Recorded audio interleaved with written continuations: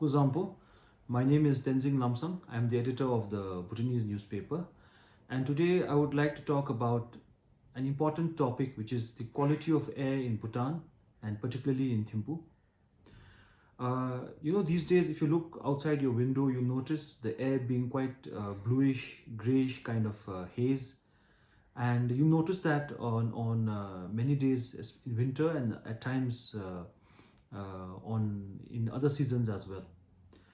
And you could be forgiven for thinking that it's a forest fire in some district that's causing this, but you'll be surprised to learn that the majority of this air that you see, the bluish grayish kind of haze, is actually air pollution coming from our neighbors. A study has found that only 19% of air pollution in Bhutan is of Bhutan's making, and 81% of it comes from our neighbors. The study is titled Transboundary Sources Dominated PM 2.5 in Thimphu, Bhutan, and it was published in the International Journal of Environmental Science and Technology by the authors S. Sharma, R. Sharma, S. K. Sahu, and S. H. Kota. And these authors, who are all from India, they found that on average, of the 81% of air pollution coming from outside to Thimphu, Bhutan, India contributes around 44% of it, followed by Bangladesh at 19%, Bhutan itself at 19% as mentioned earlier, and China, which is southern Tibet, contributing around 16%. The study was done from 2018 to 2020 using ground-based data, followed by high-split back trajectory technique analysis. This paper says that during the COVID-19 lockdown imposed from August 11th to September 21st, 2020 in Bhutan, all travel and goods, as we very well know, all travel and goods transport was halted between districts. All school and non-essential government facilities and all commercial establishments were shut down. However, during this particular time period of August 11 to September 21, 2020, there was only a marginal reduction of PM 2.5, which is a pollutant, by 4%. So this is a big evidence which indicates that the majority of our air pollution is non-local, as in it's coming from outside. There's of course more other kinds of evidences coming up. The PM 2.5 concentrations, it studied the PM 2.5 concentrations in the lockdown phase from August 11 to September 21 for the years 2018, 2019 and 2020. So the same time period was studied. And it found that in 2018 and 19, when we didn't have a lockdown, the average PM 2.5 pollutant was only 15.1. But in 2020, in the same period when we had a lockdown, it was 13.6. So it just shows that the reduction was very minimal at 4%. And then the study also uses data from the National Oceanic and Atmospheric Administration, meteorological data, and PM 2.5 pollutant data from regionally interpolated, real-time monitoring station data downloaded from Berkeley Earth. One surprising thing which I found in this study is that, and for which we did a story as well, we found that the air pollution is quite severe in Thimphu than what we assume. For example, the study found that the average concentration of air pollution for this 3-year study was 32.5 PM 2.5, which is 3 times the WHO recommended one-time limit of 10 PM 2.5.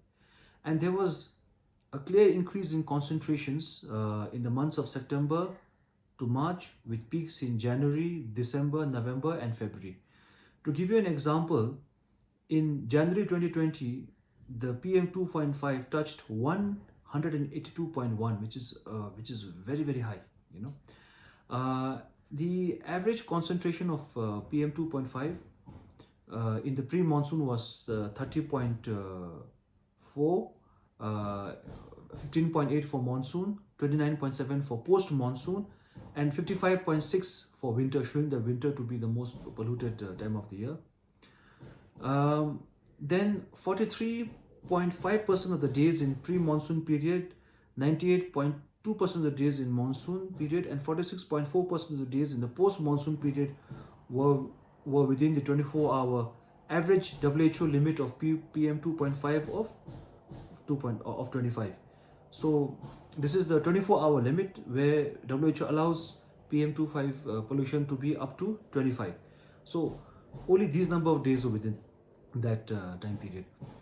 However, in winters, all days in winter exceeded this 24-hour average of WHO of PM 2.5 concentration, which is supposed to be at 25.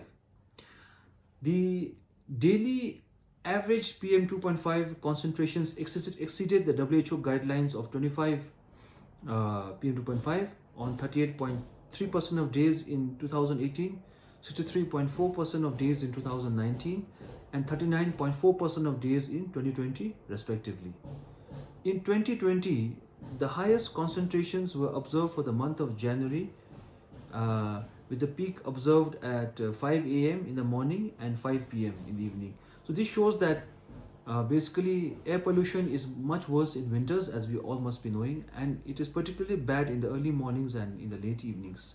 So this should not be a surprise, but the surprise is in terms of the total number of air pollution that we face. Then we look at the study looks at the role of the wind. Again, using scientific tools, it looks at the wind trajectory analysis for the 3 years of 2018, 19 and 20. And it found that the majority of the wind which comes into Bhutan, especially Thimphu, Bhutan, originates from our southern neighboring regions. So the concentration weight trajectory analysis for the wind, it shows that the regions outside Bhutan, particularly northeast India, the Indo-Gangetic plains, which are like Bihar, UP and all that, and in the parts of Bengal, Nepal and China, again this would be portions southern Tibet, are responsible for significant contributions of PM 2.5 concentrations in Thimphu and can be considered as major source regions. So the study not only looks at in terms of source, in terms of the from where the pollutants are coming and all, but it also looks at the wind trajectory. And then in terms of PM 2.5 contribution from neighbors, I mean it's there throughout the year, but the heaviest is in winter. And again, here is an example or a figure.